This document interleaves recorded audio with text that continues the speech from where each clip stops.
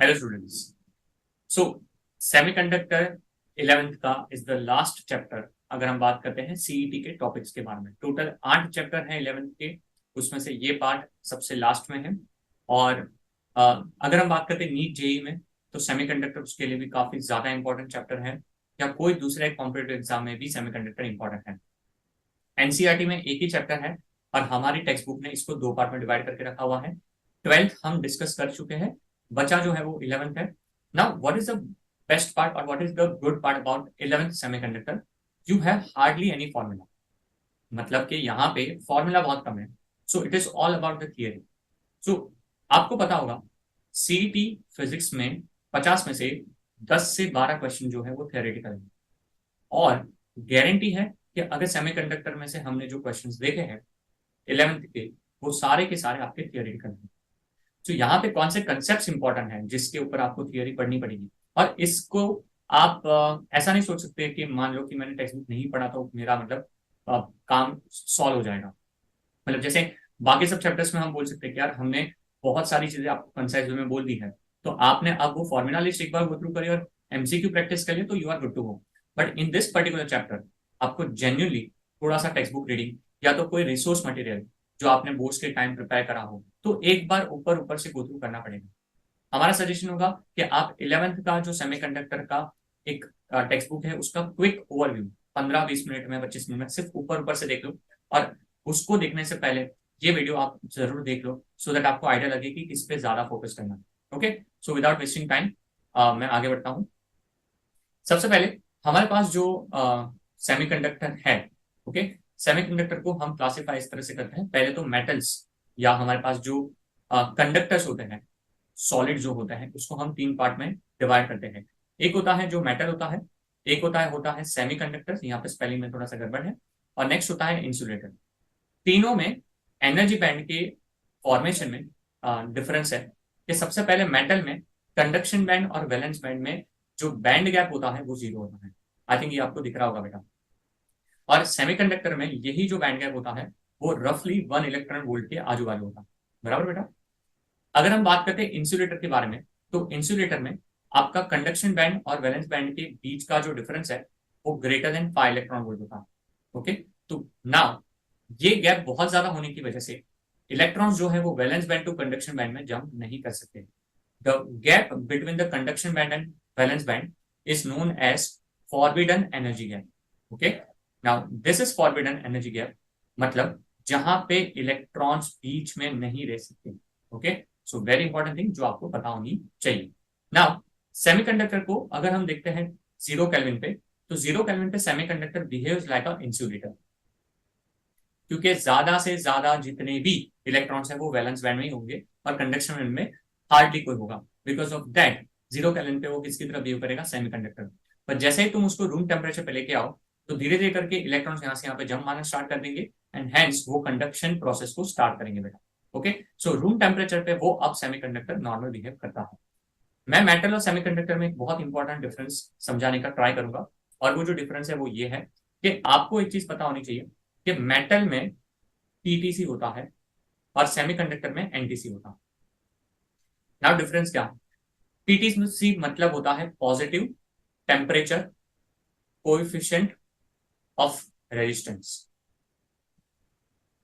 और एनटीसी का मतलब क्या होता है? Negative temperature coefficient of resistance. Difference समझ लेते हैं पीटीसी एनटीसी में। अगर आप टेम्परेचर को इंक्रीज करते हो तो रेजिस्टेंस बढ़ना, ये मेटल की खासियत है। सो अगर टेम्परेचर बढ़ा और रेजिस्टेंस भी बढ़ा बेटा, तो उसको पीटीसी बोलेंगे। So kind of direct proportion. पर अगर टेम्परेचर बढ़ा और रेजिस्टेंस कम हुआ, तो ये सेमीकंडक्टर की खास बात है, kind of inverse proportion, hence NTC. So very important, इसके ऊपर थियोरेटिकल क्वेश्चंस पूछे गए हैं, नीट में आया है, जेई में आया है और सीईटी में भी आया है। सो भूलना मत इसको। सेमीकंडक्टर को हम बात करते हैं तो 2 टाइप में डिवाइड हो सकता है। एक है इंट्रिंसिक, दूसरा है एक्सट्रिंसिक। एक्सट्रिंसिक मतलब इम्प्योरिटी, इंट्रिंसिक मतलब pure. It conducts the electricity due to both the charge carriers, whether it is electrons or holes, where Ni is the number density of the charge carrier, very important, और Ni is equal to Ne is equal to NH, where Ne electron की density है और NH hole density है। Okay, P type और N type are the two types of extrinsic semiconductor. The first thing which you need to master or which you need to read properly is the p type versus n type semiconductor from the textbook. ये पहली चीज है जो आपको बहुत अच्छे से पढ़ के होनी चाहिए, बिकॉज इसके अंदर के जो भी डिफरेंस है वो आपको एमसीक्यू में गारंटी आ सकते हैं. एक तो होता है पी टाइप में मेजोरिटी कैरियर्स होल्स होते हैं और एन टाइप में इलेक्ट्रॉन्स होते हैं. NI square is equal to NE NH या NI square is equal to NE NH, ये ट्रू है. ओके, इसको मास एक्शन लॉ बोलते हैं. क्या बोलते हैं बेटा? Mass action law, very important law. Okay, इसमें जो डोपेंट होते हैं पी टाइप में वो ट्राइवेलेंट होते हैं, नाम भी याद रखो. ओके, बोरॉन है, एल्यूमिनियम है, इंडियम है. ओके, सो इसको मैंने बच्चों को बोला भी था कि इसको आप याद रख सकते हो BAI के फॉर्म में, by boron aluminium indium. Okay, और हम बात करते हैं यहाँ पे पेंटावेलेंट होता है. Okay, antimony arsenic phosphorus. Okay, तो आप इसको ऐसे याद रखो, एंटीमनी आर्सेनिक फॉस्फोरस, SBPAS, ये सारे हैं. मैंने बच्चों को ऐसे याद बोला था कि इसको आप याद रखो, एंटीमनी आर्सेनिक फॉस्फोरस. दो आयनों की SB हम टेक्निकली एक्चुअल केमिकल इक्विवेलेंट नाम है, बट हम शॉर्ट फॉर्म के लिए एंटीमनी का A, आर्सेनिक का A और फॉस्फोरस का P ऐसे याद करके आप याद कर लो. ओके, जैसे यहाँ पे लिखा हुआ है मेजोरिटी होल्स है, यहाँ पे मेजोरिटी क्या है? इलेक्ट्रॉन्स है. पर whether it is P type और N type, both are electrically neutral. याद रखियो, बहुत सारा मिसकंसेप्शन होता है. इसमें होल्स ज्यादा है मतलब ये पॉजिटिव होगा, एन टाइप में इलेक्ट्रॉन ज्यादा है तो वो नेगेटिव होगा. नहीं, बोथ आर इलेक्ट्रिकली न्यूट्रल. सो मैं याद वापस करवा देता हूं, बोथ आर इलेक्ट्रिकली न्यूट्रल. सो पहली चीज जो मैंने आपको बता दी है, वैसे मैंने डिफरेंस पूरा क्लियर तो किया ही है, पर फिर भी एक बार रीडिंग बनती है, आपको ये चीज पढ़नी चाहिए. दोनों को ऐड करके हम एक जो डिवाइस बनाते हैं उसका नाम होता है डायोड. और डायोड कैसा दिखता है वो आपको यहाँ पे दिखा हुआ है. पी टाइप एन टाइप को ज्वाइन करके आपके पास डायोड क्रिएट होता है. ओके, सो अब नेक्स्ट पॉइंट पे देखते हैं कि डायोड में क्या क्या हो सकता है. देख लो, this is all about the diode. बहुत ही ब्यूटीफुली छोटे से फॉर्म में डिफाइन करके रखा हुआ है. जो हमारा आइडियल डायोड है उसका कैरेक्टरिस्टिक्स देखो कैसा होता है, फॉरवर्ड और रिवर्स का. उसमें एक है जिसको हम बोलते हैं स्टैटिक रेजिस्टेंस V/I, और एक है dynamic resistance delta V upon delta M. जब भी हम बेसिकली पी और एन टाइप को ज्वाइन करते हैं तो हमारे पास जो प्रोसेस बनती है उसमें सबसे पहला प्रोसेस होता है diffusion. Diffusion is the transfer of electrons and holes across the P N junction. Okay, word याद होने चाहिए. What is the process by which PN junction is formed? The answer is diffusion. Diffusion is the process by which PN junction is formed. Second, the potential barrier जो create होता है across the junction is known as the depletion layer or the potential barrier. मतलब जो आपके पास बीच में junction create हुआ है, that actually है ना एक पोटेंशियल डिफरेंस क्रिएट करता है, उसको हम पोटेंशियल बैरियर बोलते हैं. इसकी वैल्यू आपको प्लीज बेटा पता होनी जरूरी है. 0.7 होता है, 0.7 volt for silicon and 0.3 volt for germanium.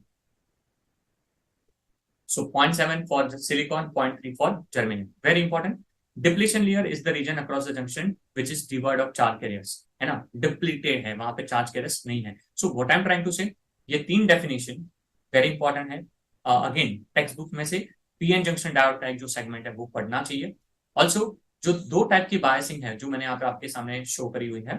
Okay, the first is कि आपके पास फॉरवर्ड बायसिंग है जहां पे पी को पॉजिटिव के साथ एन को नेगेटिव के साथ कनेक्ट करते हैं, और ये आपका फॉरवर्ड बायस कैरेक्टरिस्टिक बन जाता है. ओके, ये जो नी वोल्टेज है वो ही है, ये है 0.7 और 0.3.